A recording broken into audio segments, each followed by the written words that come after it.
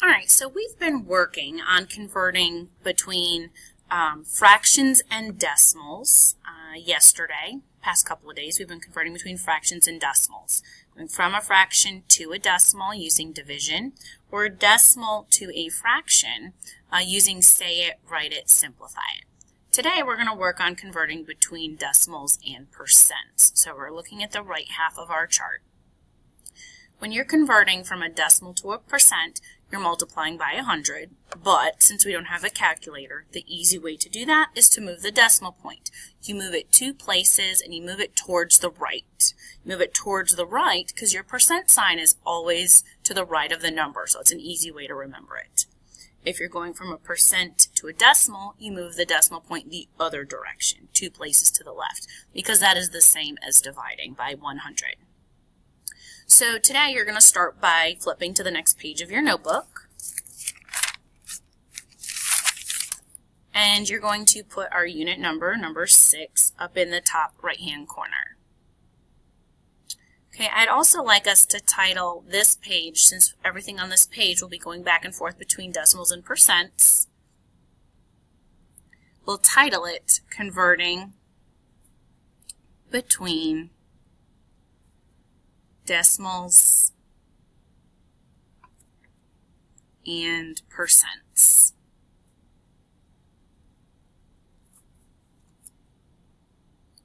The first conversion that we will start with will be going from the decimal to the percent.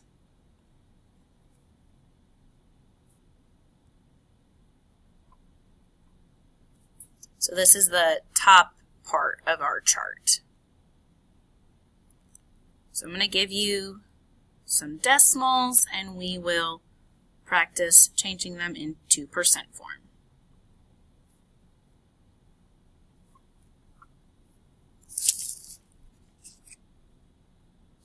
The first decimal that I'm going to give you is 0.381.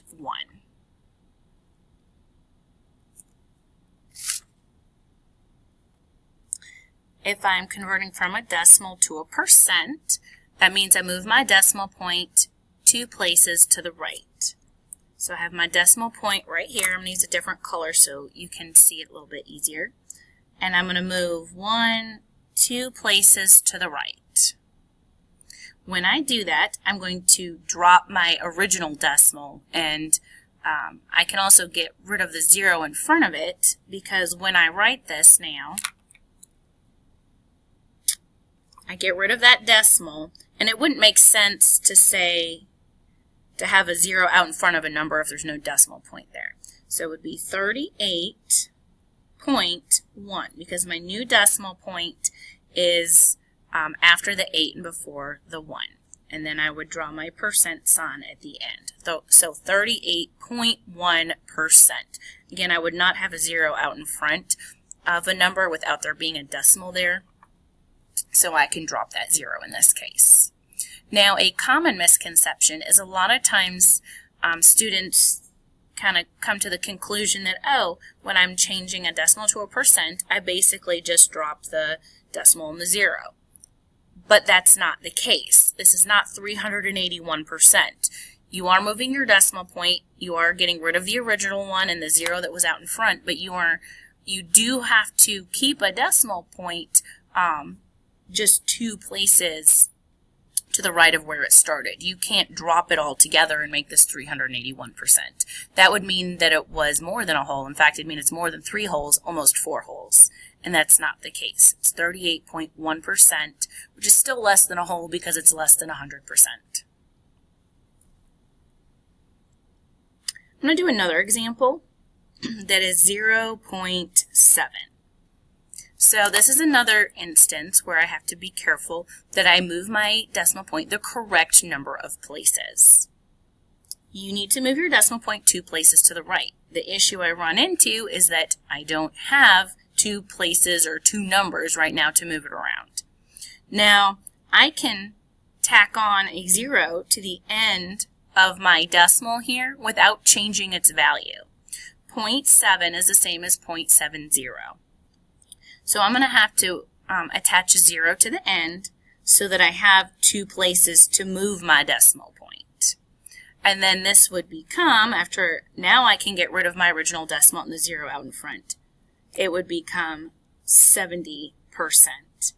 If you don't attach the 0 to the end, a common misconception is students think that they would, again, drop the 0 in the decimal and make it 7%, and that's not correct. You have to move the decimal 2 places. If there's not a place to move it, you have to attach a 0 as a placeholder so that you can move around it. I'm going to do one more example going from a decimal to a percent. This time I'm going to make my number more than a whole. It's going to be 1.06. This is more than a whole because I have a 1 for my in my ones place, and I have some other numbers after my decimal point, so it is a little bit more than 1 whole. 1 6/100 if you were to read that. So I need to still move my decimal point 2 places to the right. So I have my decimal point here. I would move it 1, 2 places, which this case would put it completely after the number. So it would be 106%.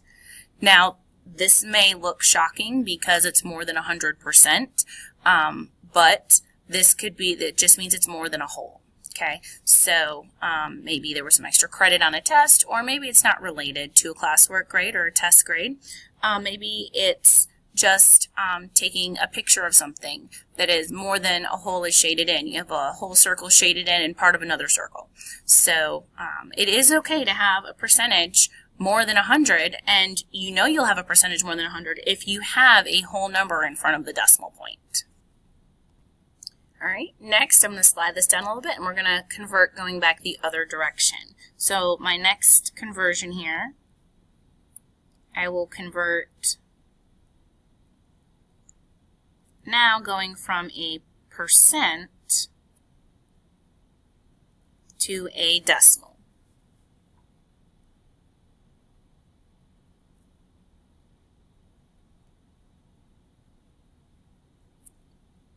So you'll be given the percent and have to convert it into the decimal form.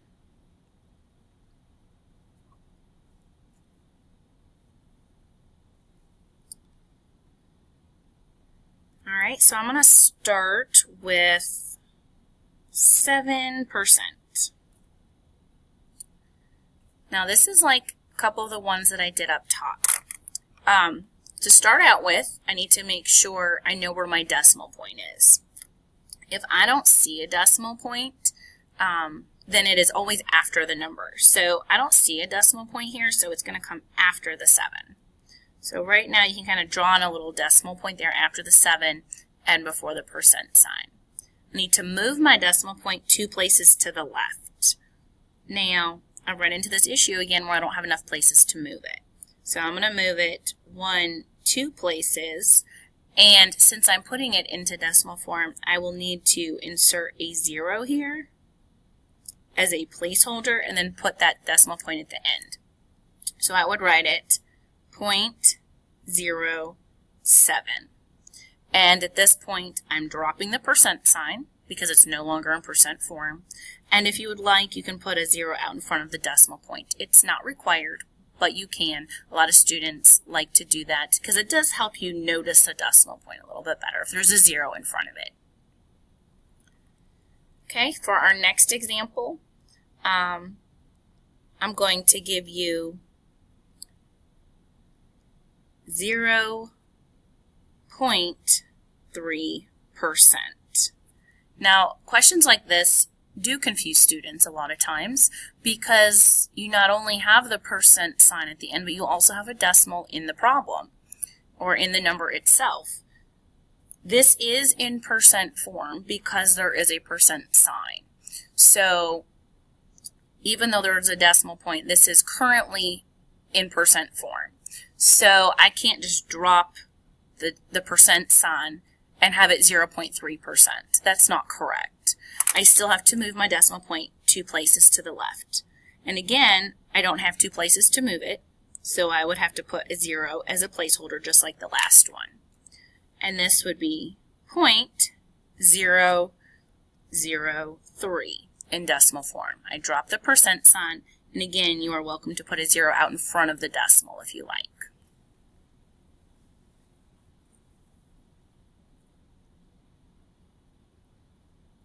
And the last example I'm going to do is going to be 125%. I'm going to convert to a decimal form. So again, if I don't see a decimal point, it's at the end of the number, but before the percent sign. I still move it 2 places to the left, away from the percent sign, because I'm changing it out of percent form and into decimal form. And that would give me 1.25. So again, this can be confusing to students because a lot of times you think of decimal form requiring a 0 out in front of the decimal. A lot of times it does have that. But because, again, I started with a number that's more than a whole, more than 100%, I'm going to have something other than a 0 in that ones place in front of the decimal point. Don't keep moving the decimal. Don't move it 3 places to the left to get it out in front of the 1. That's not correct. You need to make sure you stick to 2 places. If you move it 2 places and there's still a number in front, that's okay. If I move it 2 places and there's not enough numbers, put a 0 in front. It's always 2 places, either to the right if I'm changing it from decimal to percent, or to the left if I'm going from a percent to a decimal.